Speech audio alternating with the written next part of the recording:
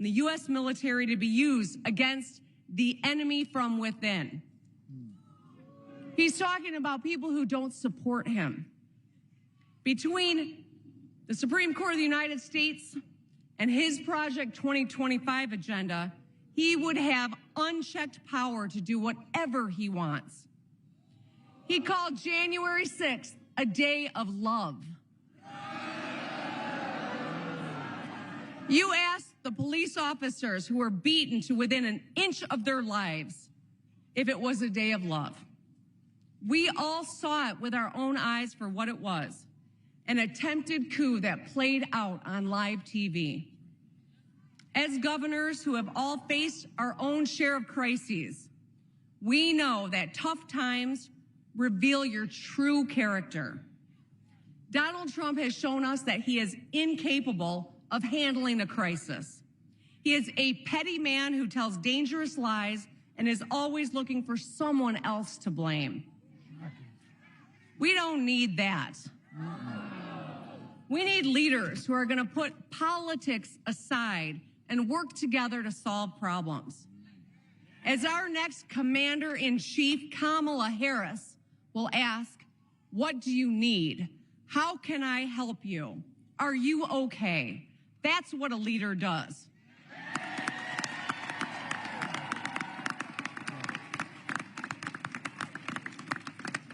A leader rallies the troops to help one another.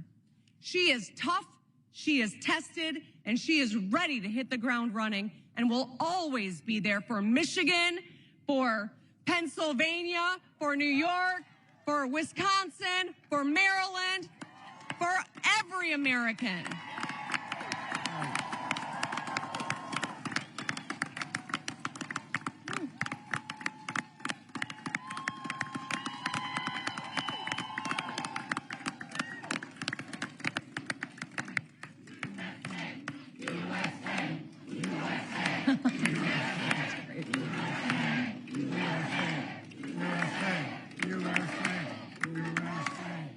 You West Siders are really rambunctious today. I'm digging it. It's great. Both Kamala Harris and Tim Walz embody the values that we teach our children here in the Midwest. You work hard, you tell the truth, and you get shit done.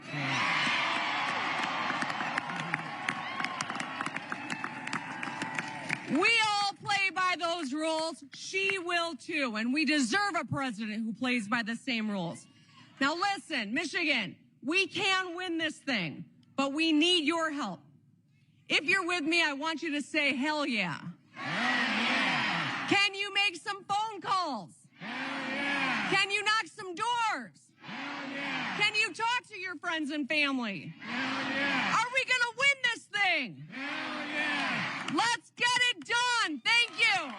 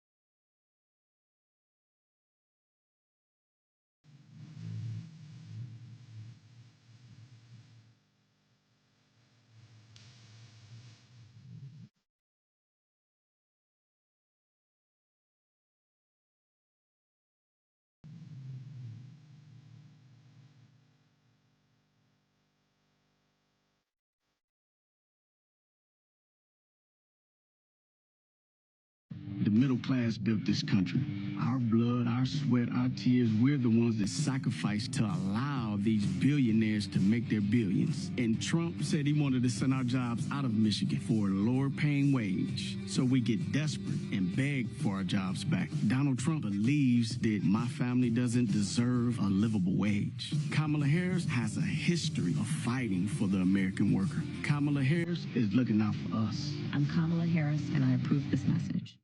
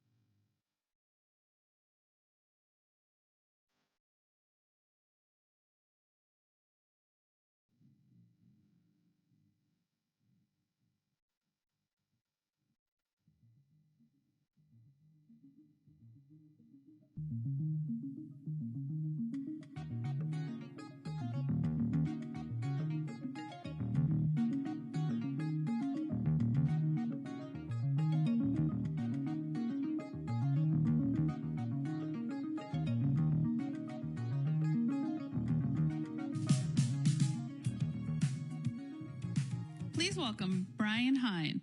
Brian is a trustee and delegate at the Michigan Regional Council of Carpenters, Local 687 in Warren, Michigan.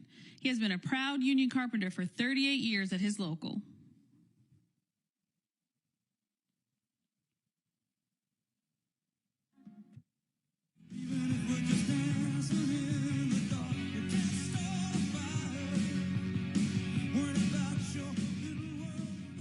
Hello, everyone. My name is Brian Hine. I've been a Michigander my whole life. I've been a union carpenter for 38 years, Local 687.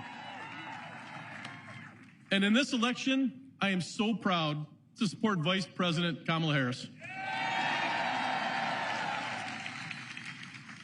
Kamala Harris has brought home real results for millions of American workers. I know because I'm one of them. In 2021, she cast a tie-breaking vote for a bill that rescued union workers' pensions across the country. With that vote, she saved pensions more than 1.1 million pensions for American workers. Yesterday, I learned that my union would be next to benefit from that. I can't tell you what it means to me and my family. It's life-changing. Thanks to her, I can retire with dignity and peace of mind. And so can more than 22,500 of my fellow carpenters. As president, Kamala Harris will keep fighting for working people everywhere. She has a plan to lower costs, cut taxes for the middle class, invest in American manufacturing, and create more good-paying union jobs right here in Michigan. On the other hand, there's Donald Trump, who has never done a hard day's work in his life. When he was president, Trump incentivized companies to ship union jobs overseas. He gave tax cuts to billionaires on the backs of working people. If he gets reelected, he will jack up prices and kill the investments in Michigan manufacturing that Vice President Harris has championed. Investments that have created hundreds of thousands of jobs across our state. A second Trump term would be even more dangerous than the first, because he also plans to give himself unchecked power and control over our daily lives. All the guardrails would be off. We can't let that happen. Trump is only fighting for himself. But I am living proof that Kamala Harris is fighting for us.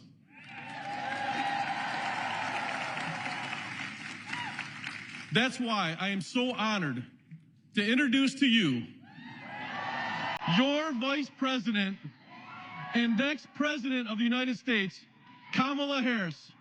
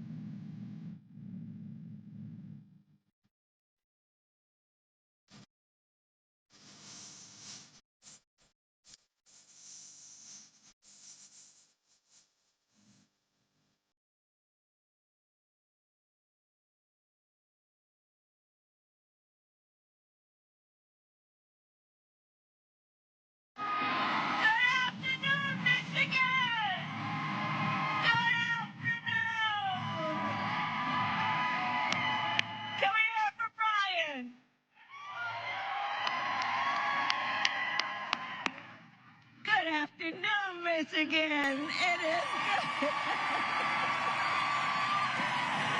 Oh, it's good to be back. It's good to be back.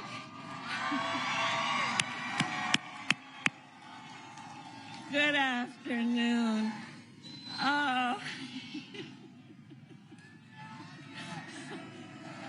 my God. Okay. Thank you. Okay, let's get to business. Let's get to business. Thank you. Thank you. I'm very tired. Thank you all. Oh, it's good to be back. Thank you all very much. Thank you. Thank you. Okay, let's get to work. Let's get to work. Let's get to work. Let's get to work. So let me first thank all of you for taking time out of your very busy lives for us to all be here together this afternoon. I thank you so very much for all you do, all you have done, and all you will do over these next 18 days. Thank you all so very much. Thank you. This is an incredible group of incredible leaders, and your voice matters so much right now, and I think there is so much about our campaign that is about the spirit of reminding everyone that we're all in this together. We are all in this together. So thank you. And to all the governors who are here with us today, I'm telling you, they're riding thick. They're riding thick. Oh, and they are all, each one of them, such incredible leaders, both for their state and our nation, and such dear friends. And I thank you all, including, of course, Michigan's own Governor Whitmer, who we love as Big Grudge.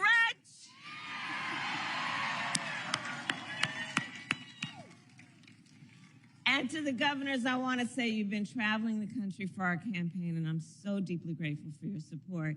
I also want to recognize Senator Stabenow, a champion for Michigan, Representative Skolton, who we will re-elect to the United States Congress. And while we're at it, let's send Representative Slotkin to the United States Senate.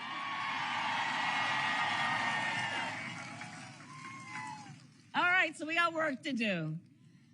18 days. 18 days left in one of the most consequential elections of our lifetime.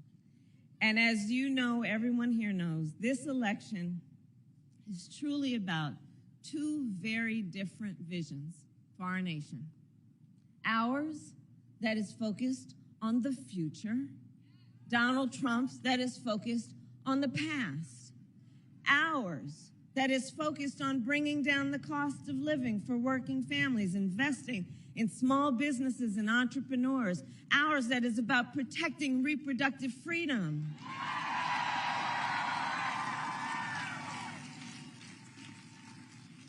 But none of that is what we hear from Donald Trump. Instead, it is just the same old tired playbook. He has no plan for how he would address the needs of the American people. And he is, as we have seen, only focused on himself. And now he is ducking debates and canceling interviews. Come on. And check this out. His own campaign team recently said it is because of exhaustion. Well, if you are exhausted on the campaign trail, it raises real questions about whether you are fit for the toughest job in the world. Come on. Come on. So for all these reasons and more, we are here because we know it is time to turn the page. It is time to turn the page because America is ready to chart a new way forward. America is ready for a new and optimistic generation of leadership that is all of us. All of us. Which is why Democrats, Republicans, and independents are supporting our campaign. In fact, earlier this week, over 100 Republican leaders from across the country joined me on the campaign trail, including some who even served in Donald Trump's own administration. the people who know him best, right? And I believe all of this shows that the American people want a president who works for all the people. And that has been the story of my entire career. In my career, I've only ever had one client, the people. The people. As a young courtroom prosecutor, I protected women and children. As Attorney General of California, I fought for students and veterans. As Vice President, I have stood up for workers and seniors. And as President, I will stand up for all Americans. All Americans.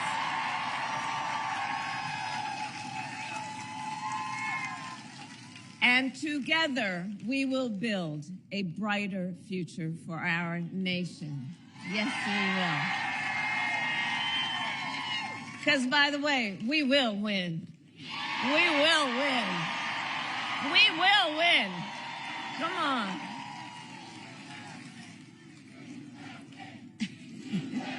Yes, we will. We will win. We will win. And we will win.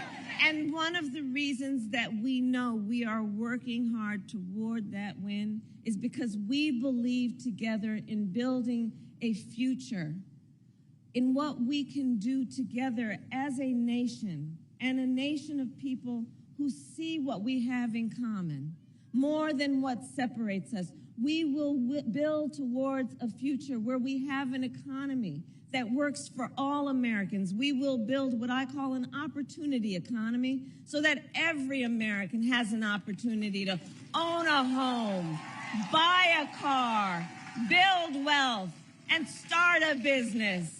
In fact, do we have any small business owners here?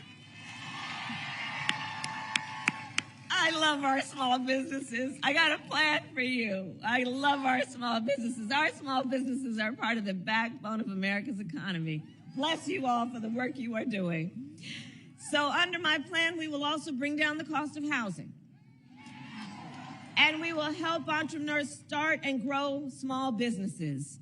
My plan will expand Medicare to cover the cost of home health care for our seniors, so that more of our seniors can live with dignity. And, you know, I'll just give you a little background on it in terms of a personal story. So I took care of my mother when she was sick. And for any of you who have taken care of an elder relative, you know what that is, right? It's about trying to cook something that they can eat. It's about trying to find clothes that they can handle on their skin. It's about trying to, from time to time, think about something that'll put a smile on their face or maybe just make them laugh. It's about dignity. But under the current system, and especially for those in the sandwich generation who are raising young kids while you're taking care of your parents, it's difficult. And under the current system, to get help for taking care of your seniors, unless you got the extra money sitting around, you'd have to leave your job or pay down all of your savings to qualify for Medicaid. That's not right. That's not right. So my plan is about saying, let's have Medicare cover the cost of home health care for our seniors, which is a matter of understanding how real people are living and understanding the importance of everyone being entitled to dignity.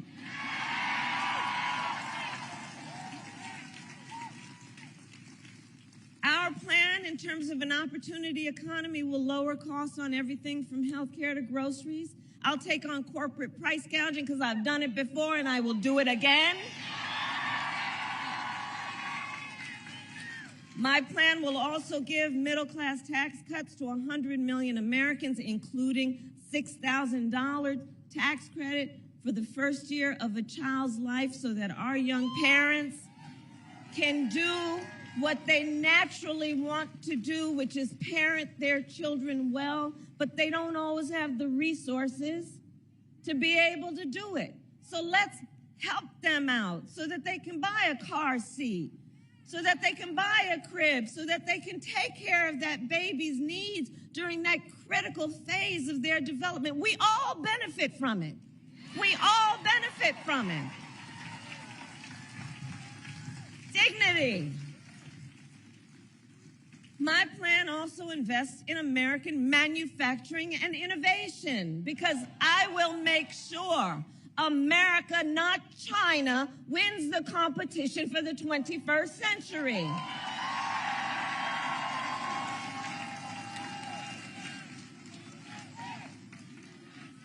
That's right.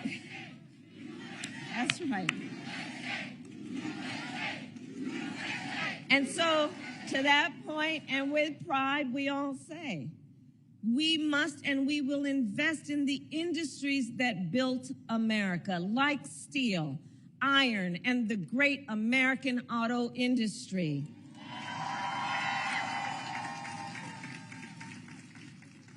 And we will ensure that the next generation of breakthroughs from advanced batteries to electric vehicles are not just invented, but built right here in America by American union workers.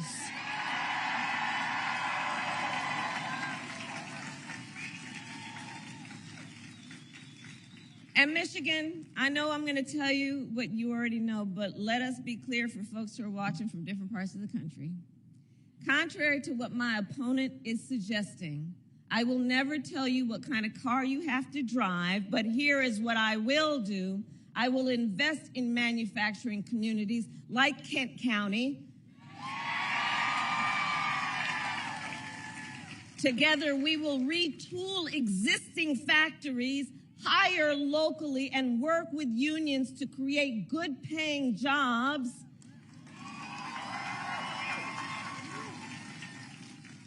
Including jobs that do not require a college degree, because here's where I come from. I know a college degree is not the only measure of the skills and experience of a qualified worker.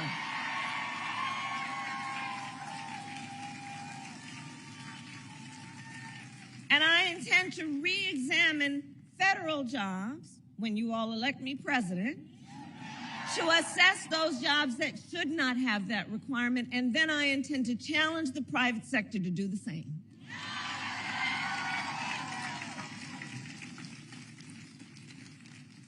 Now, all of this is to say Donald Trump has a different approach. He makes big promises, and he always fails to deliver. So, remember, he said he was the only one, you know how he talks. The only one who could bring back America's manufacturing jobs. Then, America lost almost 200,000 manufacturing jobs when he was president. Facts, including tens of thousands of jobs right here in Michigan. And those losses started before the pandemic, making Donald Trump one of the biggest losers of manufacturing jobs in American history. And his track record for the auto industry was a disaster. He promised workers in Warren that the auto industry would, and I'm going to quote, not lose one plant during his presidency. Those were his words, not one plant. Then American automakers announced the closure of 6 auto plants when he was president, including General Motors in Warren and Stellantis in Detroit. Thousands of Michigan auto workers lost their jobs. And Donald Trump's running mate recently suggested that if they win, they would threaten the Grand River Assembly Plant in Lansing, okay? The same plant our administration protected earlier this year, saving 650 union jobs. 650 union jobs. His running mate called those table scraps. So we fought hard for those jobs, and we believe that you deserve a president who will protect them and not insult them. And make no mistake, Donald Trump is no friend of labor. Let's be really clear about that, no matter what the noise is out there. He is no friend of labor. Just look at the record.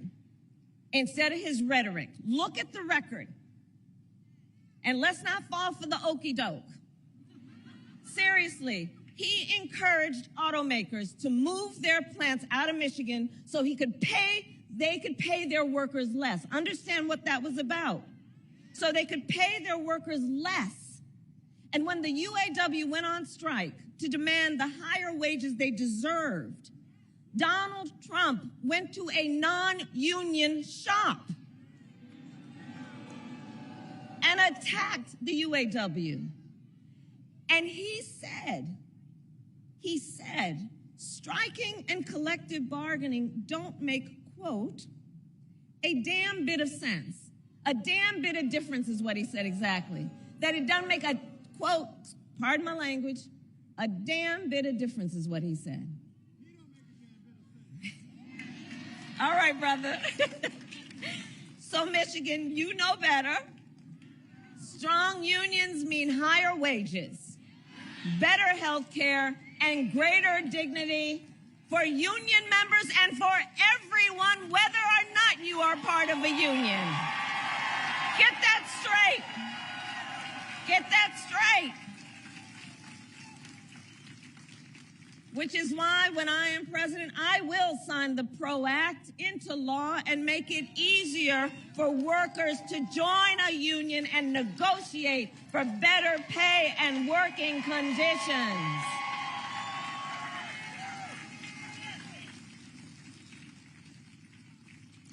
And now Donald Trump is making the same empty promises to the people of Michigan that he did before, hoping you will forget how he let you down the last time. But we will not be fooled, because we know how to read Project 2025. For those who haven't seen it, just Google it. You know, I just have to keep repeating. I can't believe they put that thing in writing. I cannot believe they put it in writing. They bound it. They published it and they handed it out. And now they're trying to run from it? Come on. And so we've read it. It's a detailed and dangerous blueprint for what Donald Trump intends to do if he were elected president.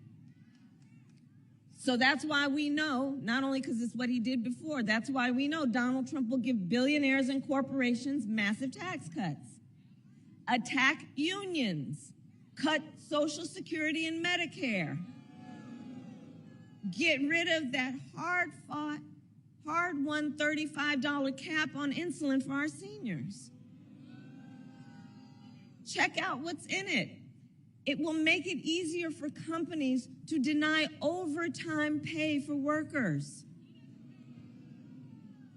and impose what I call a Trump sales tax, which is basically, he's talking about at least a 20% tax on everyday necessities, which economists have measured will cost the average family nearly $4,000 more a year.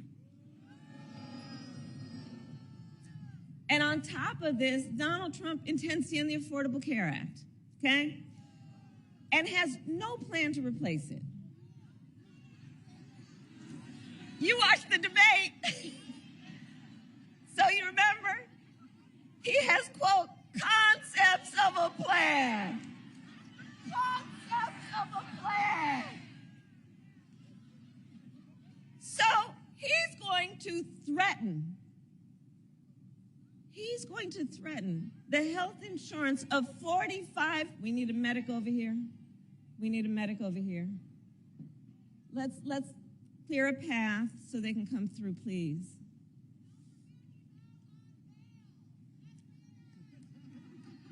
And we got jokes over here, grounded in reality. We okay? Okay, we're okay. Thank you all. So,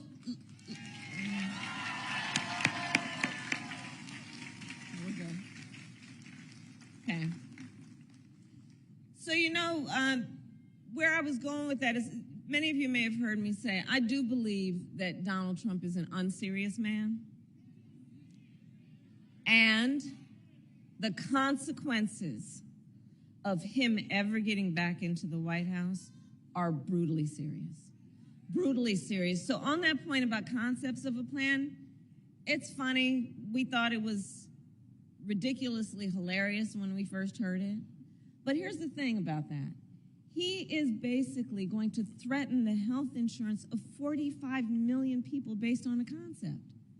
And take us back to when insurance companies could deny people with pre-existing conditions? You remember what that was like? Well, we are not going back. We are not going back. We're not going back. We are not going back. We're not going back. And we are not going back because we intend to move forward. Because ours is a fight for the future, and it is a fight for freedom. Like the fundamental freedom of a woman to make decisions about her own body and not have her government tell her what to do. And we here remember how we got to this place, because then President Donald Trump hand-selected 3 members of the United States Supreme Court with the intention that they would undo the protections of Roe v. Wade, and they did as he intended. And now in America, 1 in 3 women lives in a state with a Trump abortion ban. Many of these with no exception, even for rape and incest, which means you're telling a survivor of a violation to their body that they don't have a right to make a decision about what happens to their body next. That's immoral. That's immoral. And I think we all know one does not have to abandon their faith or deeply held beliefs to agree the government should not be telling her what to do. Not the government. If she chooses, she will talk to her priest, her pastor, her rabbi, her imam, but not the government, not some people up in a state capitol, not Donald Trump. No. So let me tell you, when Congress passes a bill to restore the reproductive freedoms nationwide, with your help as President of the United States, I will proudly sign it into law. Proudly. Proudly. Proudly. And across our nation, we are witnessing a full-on assault on other hard-fought, hard-won freedoms and rights, fundamental freedoms and rights. I'm traveling our country. I mean, attacks on the freedom to vote. You know, in the state of Georgia, they passed a law that makes it illegal to give people food and water for standing in line to vote. You know, the hypocrisy abounds. What happened to love thy neighbor, right? Attacks on the freedom to join a union, attacks on the freedom to be safe from gun violence, attacks on the freedom to love who you love openly and with pride.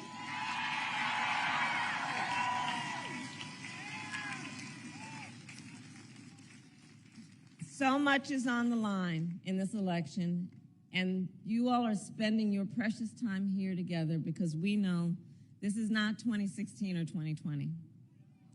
The stakes are even higher this time. For many reasons, including because just months ago, the United States Supreme Court basically told the former president he is effectively immune no matter what he does in the White House. Right. Because we know, just imagine Donald Trump with no guardrails. Just imagine. He who has vowed he would be a dictator on day one. He who calls Americans who disagree with him the enemy from within. You know where that language comes from? The enemy from within, talking about Americans.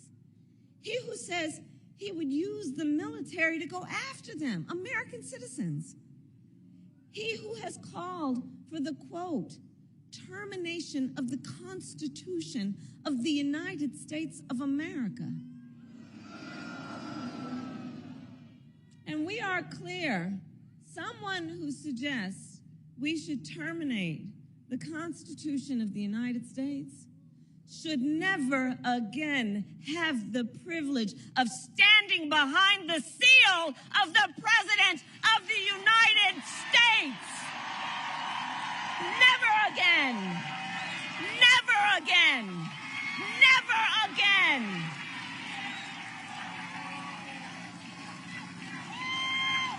Never again.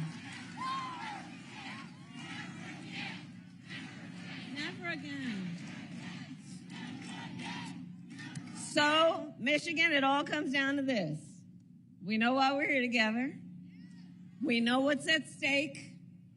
And we are here together for one of the most important of all the reasons.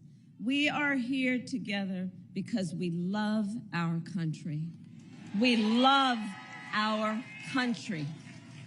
We love our country, and we know that it is one of the highest forms of an expression of love of our country, of patriotism, to then fight for our ideals, to fight to realize the promise of America.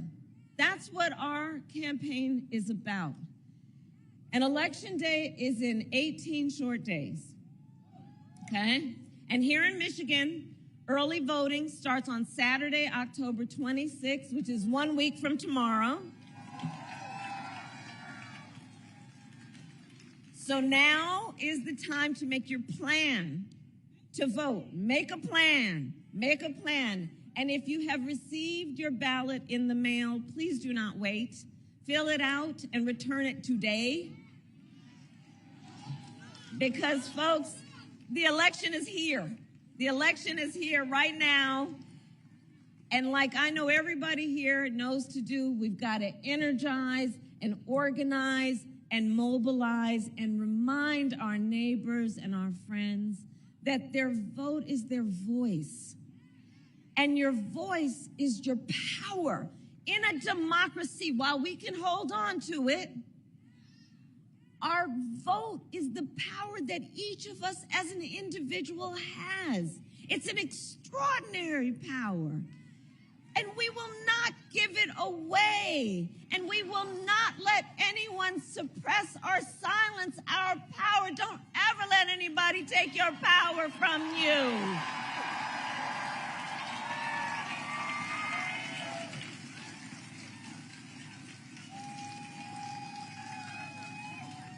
So, Michigan, today I ask you then, are you ready to make your voices heard?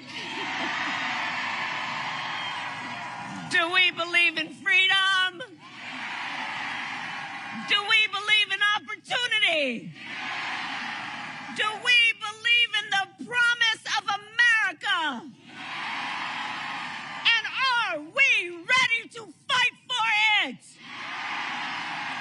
And when we fight, we win. God bless you, and God bless the United States of America.